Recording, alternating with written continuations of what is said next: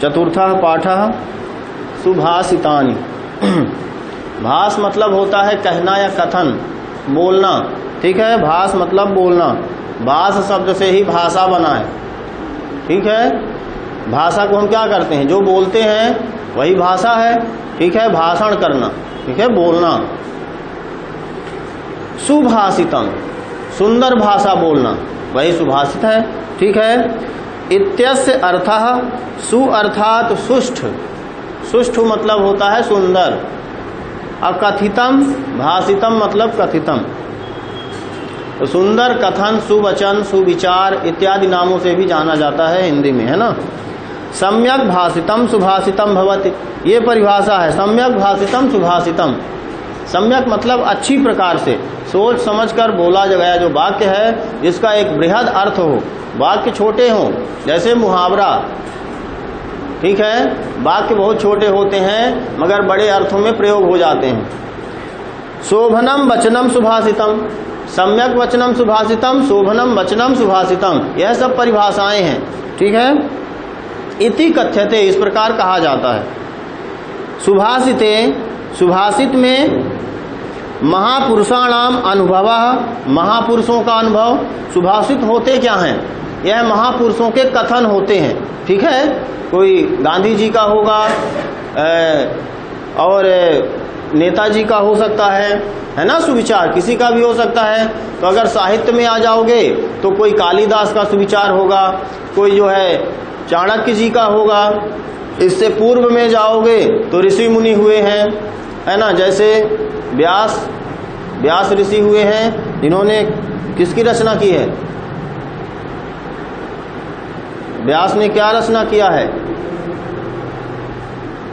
अष्टादश पुराण, पुराणों की रचना किसने किया है, व्यास जी ने। रामायण के रचयिता महर्षि वाल्मीकि, तो वाल्मीकि जी के भी कुछ सुभाषितानि हो सकते हैं, महापुरुषों के द्वारा कहे गए वचन। ठीक है, साधारण पुरुष भी दिन भर लेक्चर मारता है, ऐसा नहीं है कि साधारण पुरुष ज्ञान नहीं देता। ठीक है, देता है, मगर क्या है कि साधारण पुरुषों की बातों को आदमी ध्यान नहीं देता। अभी अगर प्रैक्टिकली करो कि अगर आपका पड़ोसी कहे, कोई भी बहुत अच्छी बात बोले कि बेटा ऐसा किया करो, बहुत अच्छी बात होती, उसको आप नहीं मानोगे। ठीक है, या मान लो कोई मार्केट में नया, मान लो कोई भी प्रोडक्ट आया, पड़ोसी बोलता है ये लगाओ एकदम ठीक ठाक हो जाओगे, मान लो, नहीं मानोगे। और अगर वही बात कोई बड़ा नेता अभिनेता कह दे, मान लो उसका ऐड अमिताभ बच्चन कर रहा है, तो आप बड़े आराम से, भले ही उसमें कचड़ा हो, मगर आप उनकी बातें मानते हो। यह हमारी धारणा है कि हम जो महापुरुष हैं उनकी बातें ज्यादा मानते हैं। बस इसीलिए हमको महापुरुषों की बातें पढ़ाई जाती हैं, बताई जाती हैं। ठीक है, कि महापुरुष कह रहा है तो सही होगा। और हमारा जो बगल का पड़ोसी है, चूंकि वह दुष्ट है और वह कह रहा है तो गलत होगा, भले ही वह सही हो और वह जो महापुरुष हो गलत हो, क्योंकि महापुरुष तो कभी गलत होते नहीं। बस यही धारणा हमारी सही है। ठीक है, तो आज हम वही पढ़ेंगे। तादृशानि कांचित सुभाषितानि अत्र वर्तन्ते, तो उसी प्रकार से कुछ सुभाषितानि जो है अत्र वर्तन्ते, यहाँ हैं। किसी ने गिना कितने हैं? नहीं, अब मत गिनो, ऐसे ही जस्ट प्रेजेंट प्रश्न, है ना। कभी कभी क्या होता है, इंटरव्यू में पूछ लेते हैं अभी कितनी सीढ़ी चढ़ के आए, लो, है ना, तब आदमी गिनने लगेगा 1 2 3, है ना। तो गिनना नहीं है, बस ऐसे ही पूछा कि कितने हैं, है ना, 8 9 होंगे, 9 हैं। सज्जन प्रशंसा, इसमें सज्जन की प्रशंसा की गई है। सज्जन मतलब होता है, देख लीजिए सज्जन में संधि कैसी है, सत धन जन। सत मतलब होता है अच्छा, ठीक है, और जन मतलब व्यक्ति, अच्छे व्यक्ति की प्रशंसा इसमें की गई है। ठीक है, सज्जन की, जो हमेशा अच्छा ही करता है, बुरा नहीं करता। तो देखिए पहला श्लोक है, गंगा पापम ससीतापम दैन्यम कल्पतरुस्तथा पापम तापम च दैन्यम च घ्रंति संतो महाशयाः। गंगा पापम, हंति हंति इसमें शब्द आया है तो हम बार बार लगा लेते हैं, ठीक है। घ्नन्ति जो लिखा है उसी में हंति है, ठीक है। तो गंगा क्या करती है?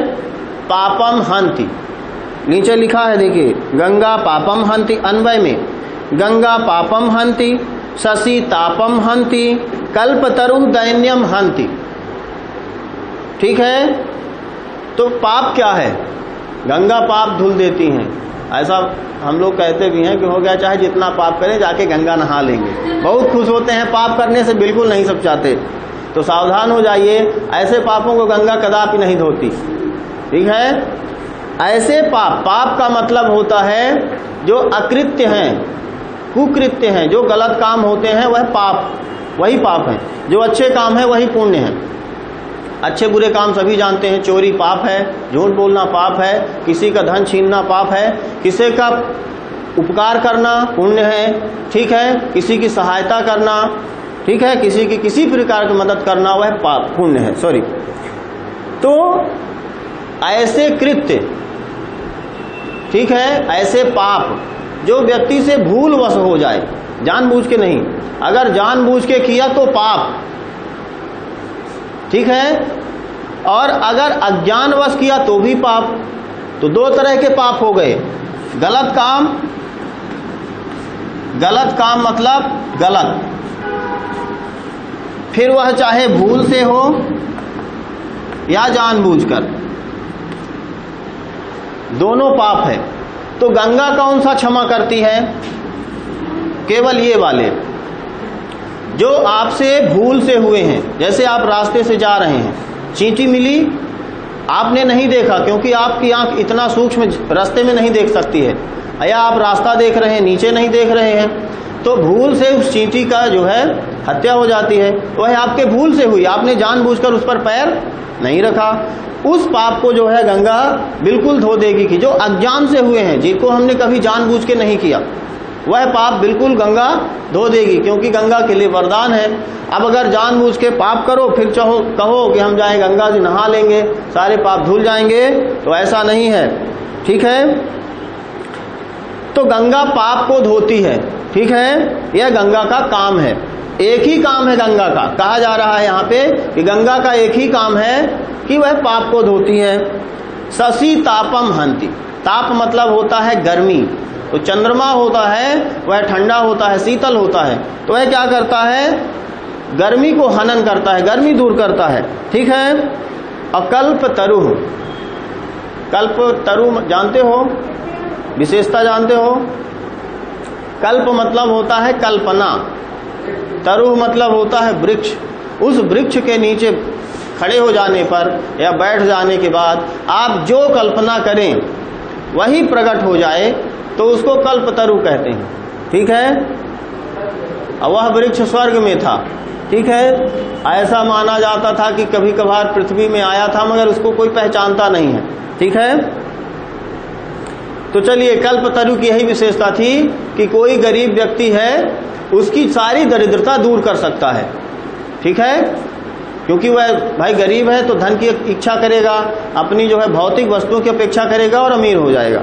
तो ये जो तीनों हैं एक एक ही काम करते हैं, किंतु सज्जन व्यक्ति पापम तापम दैन्यम चा त्रीणी, अर्थात तीनों एक साथ तीनों जो है दूर कर देता है।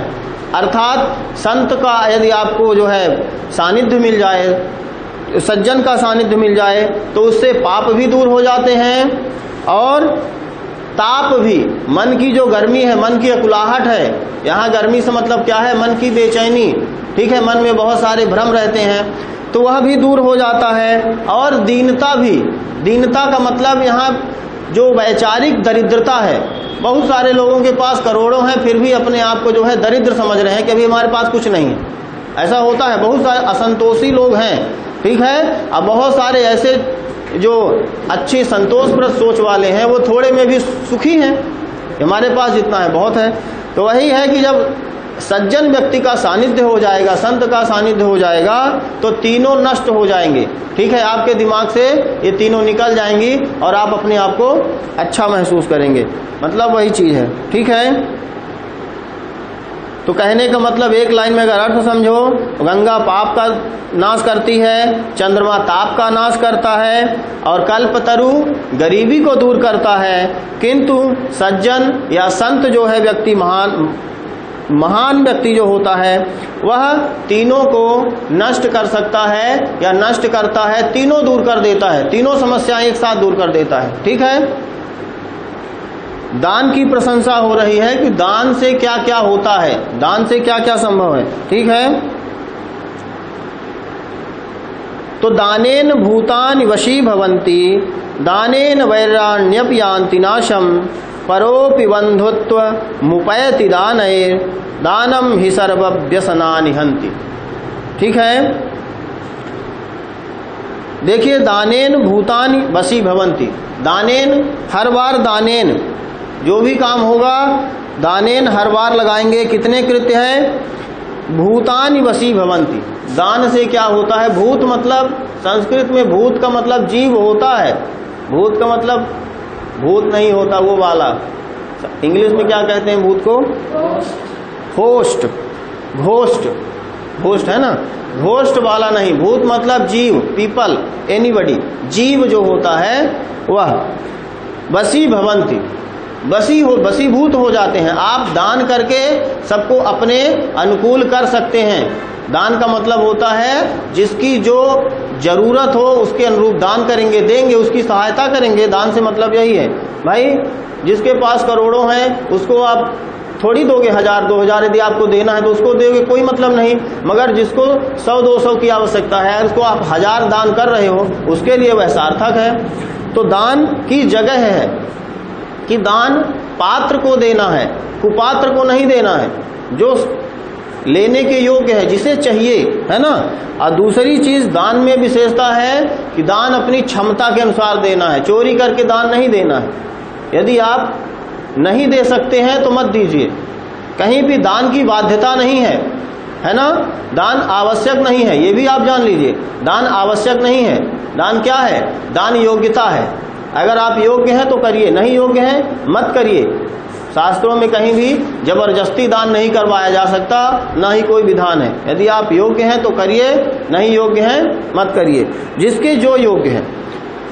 फिर भी दान की विशेषता यही है कि यदि आप दान के लिए समर्थ हैं और दान करते हैं तो सभी लोग आपके जो है वश में हो जाने का मतलब होता है आपसे प्रसन्न रहते हैं। ठीक है। दानेन वैराणी अपि यान्ति नाशम, दान से वैराणी मतलब होता है वैर, शत्रुता। दान करने से जो है शत्रुता का नाश होता है, आपका कोई शत्रु नहीं रह जाता। जाहिर सी बात है, आप अच्छा काम कर रहे हैं, दान का मतलब क्या है? अच्छा काम, है ना।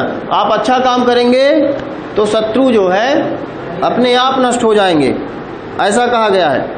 कोई आपसे दुखी ही नहीं रहेगा। फिर है परोपि बंधुत्वम उपैति।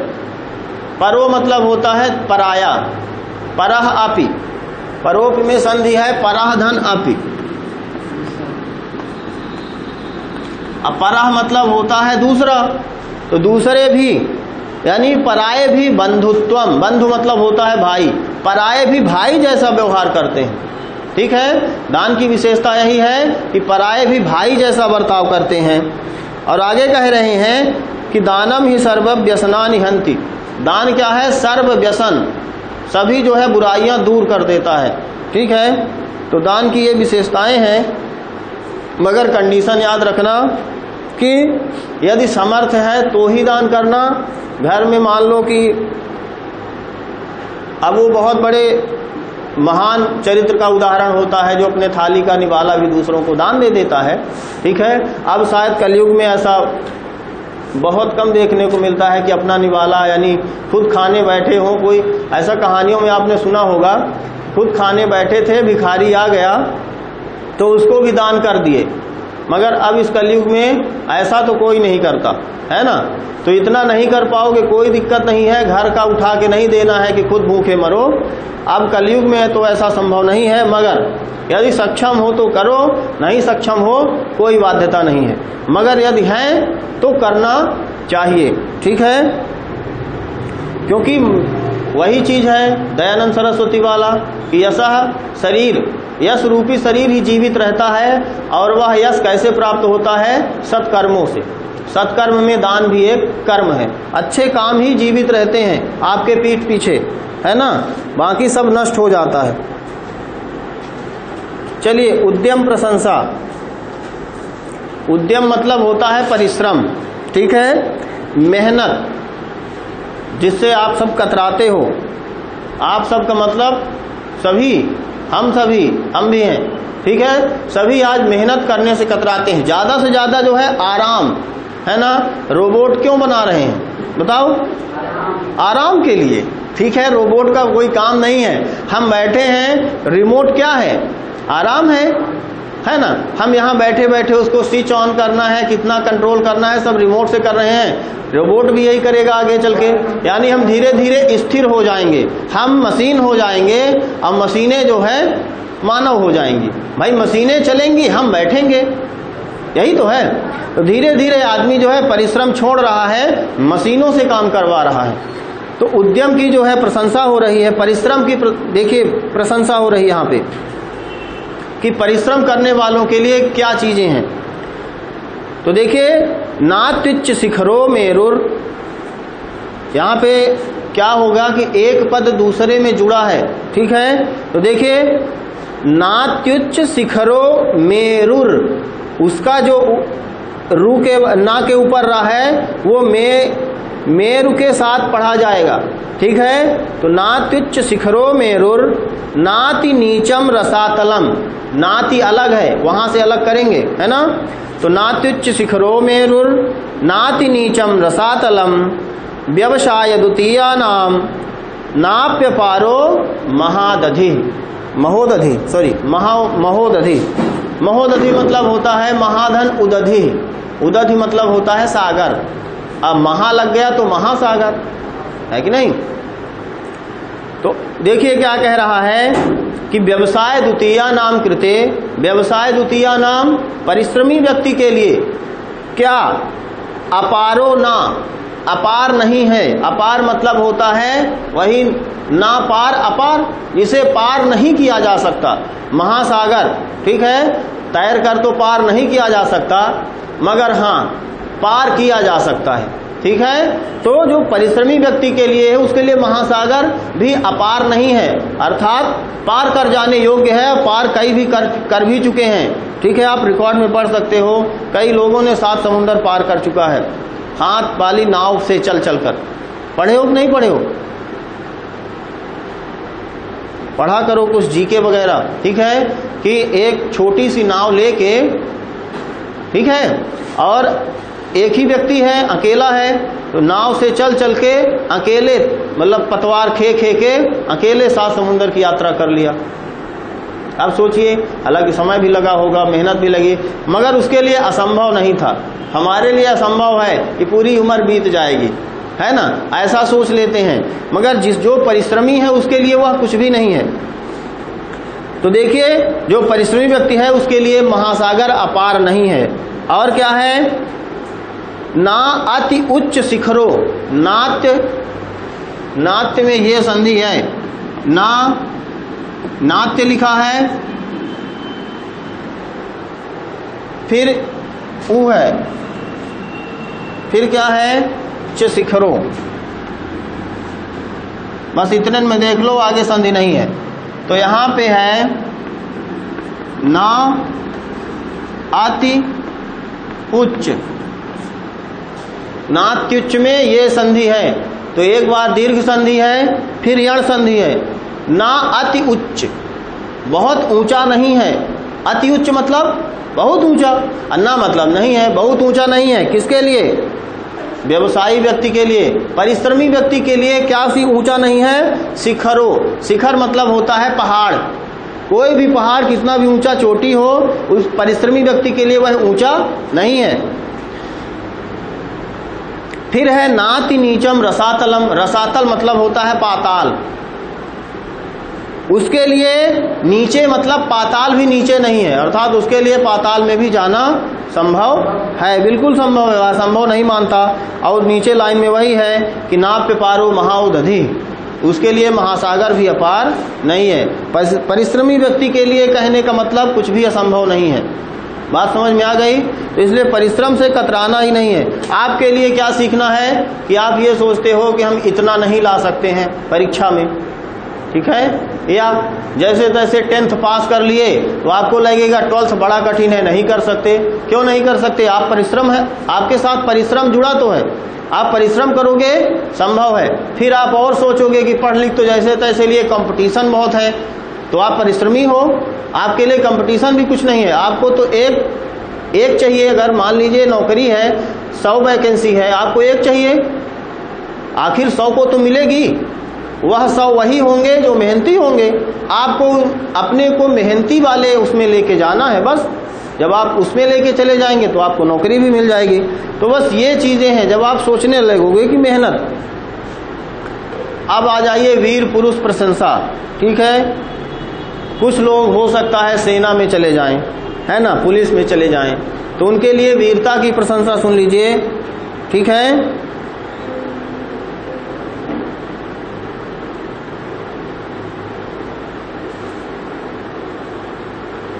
चलिए इसको गा लें क्या? इसको थोड़ा गाते हैं, नहीं तो मजा नहीं आएगा हमको, ठीक है। ये छंद गाने गेय है। चलिए, विनाप्यर्थैर्वीरः स्पृशति बहुमानोन्नतिपदम् समायुक्तोऽप्यर्थैः परिभवपदं याति कृपणः स्वभावादुद्भूतां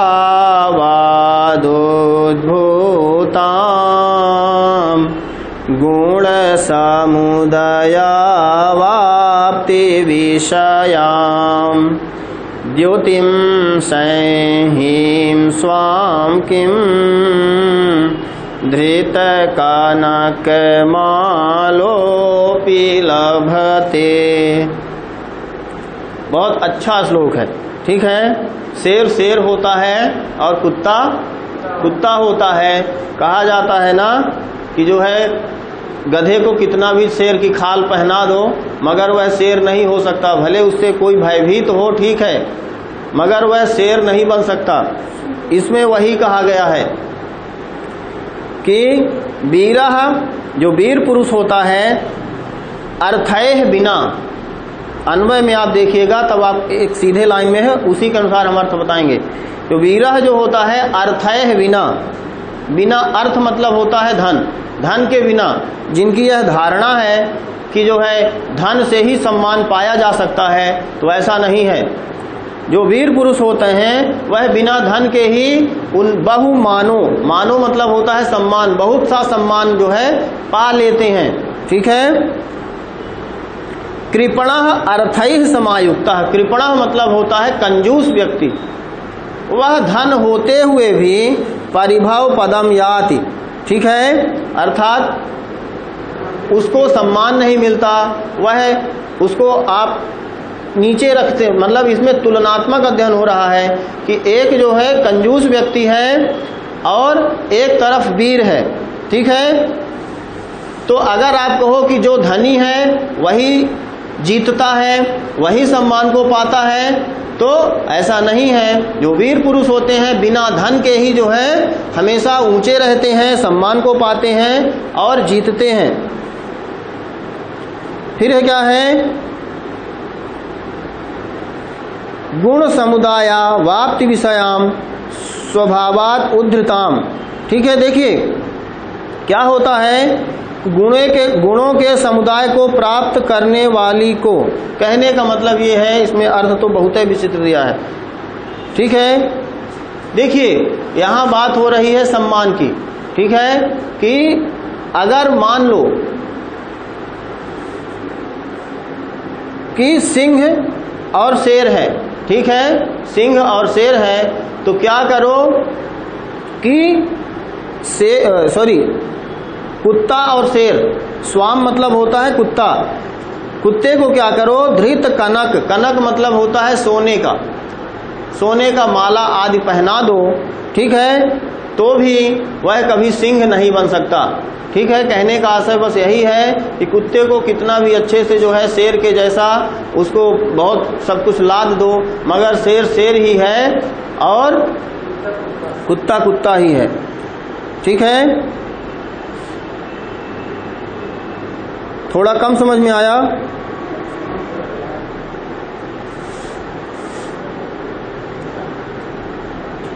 चलिए एक बार और समझा देते हैं। ठीक है, देखिए यहाँ जो विशेषता बताई गई है यह कंजूस व्यक्ति की और वीर व्यक्ति की बताई गई है।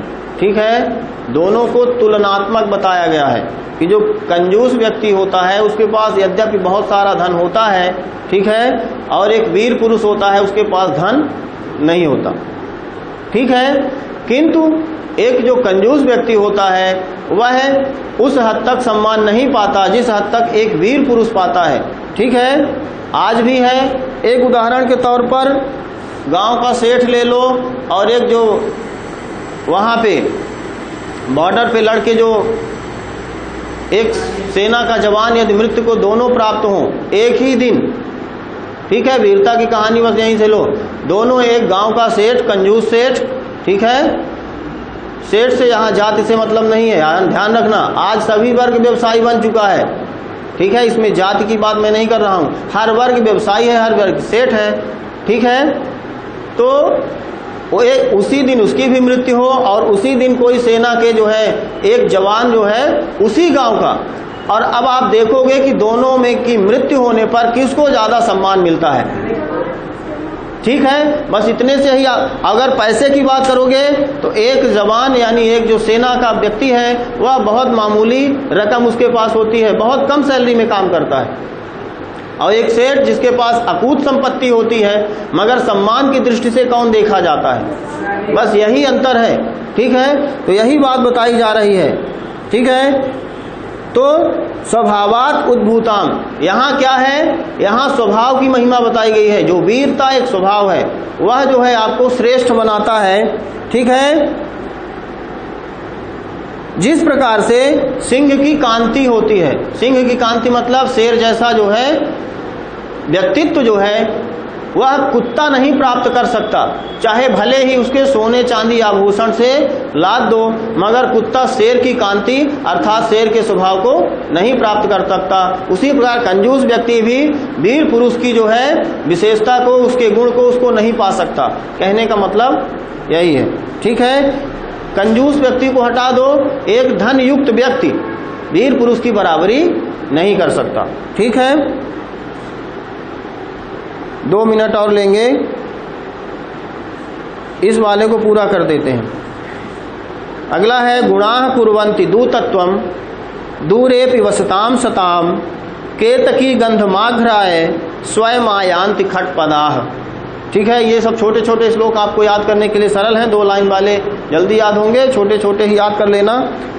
तो गुणाः कुर्वन्ति दूतत्वम, जो आपका गुण है, ठीक है, गुण की प्रशंसा हो रही है कि वह दूत का काम करते हैं। दूत क्या है, आपका संदेशा लेके जाने वाला व्यक्ति है। ठीक है, दूत उसी को कहते थे। तो जो आपके गुण होते हैं वह दूत का काम करते हैं, वह यह बताते हैं कि आप कैसे हैं। ठीक है, दूर दूर तक। ठीक है, आप अच्छा काम करेंगे तो दूर दूर तक वह अच्छाई बताएगी कि आप कैसे हैं, अगर आप बुरा काम करेंगे तो वह बुराई बताएगी कि आप बुरे हैं, दोनों ख्याति फैलती है। ठीक है, तो गुण जो है आपके दूत का काम करते हैं, ऑटोमेटिक चले जाते हैं, भेजना नहीं पड़ता। दूरेपि वसताम सताम, दूर दूर तक बसे हुए लोगों तक आराम से जो है आपके गुण पहुंच जाते हैं।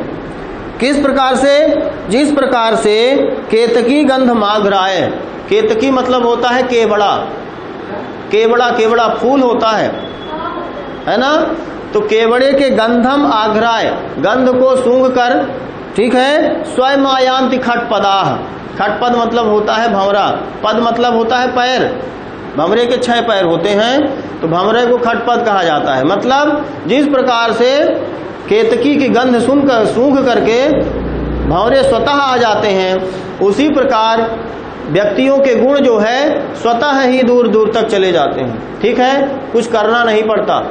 बस आपके गुण हैं, तो इसलिए आपको कैसा आचरण करना है, जैसा आचरण करोगे दूर दूर तक वैसा ही फैल जाएगा। चलिए आगे पढ़ाएंगे।